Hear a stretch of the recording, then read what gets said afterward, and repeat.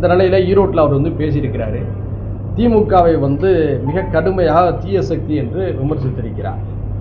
அதாவது திமுக வந்து தீய சக்தி, அவர் வந்து தூய சக்தின்னு சொல்லி அவர் அடுக்குமொழியில் பேசியிருக்கிறார். அது அடுக்குமொழியாக தெரியல, துடுக்குமொழியாக தெரிகிறது.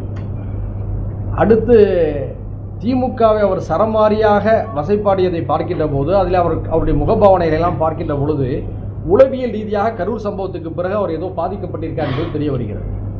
நல்லா கவனித்து பார்த்தோம். திமுகவை தாக்கிய அளவுக்கு, அரசியல் எதிரியாக அவர் சுட்டிக்காட்டிய திமுகவை தாக்கிய அளவிற்கு அவருடைய கொள்கை ரீதியான பாஜகவை ஏன் தொடவில்லை?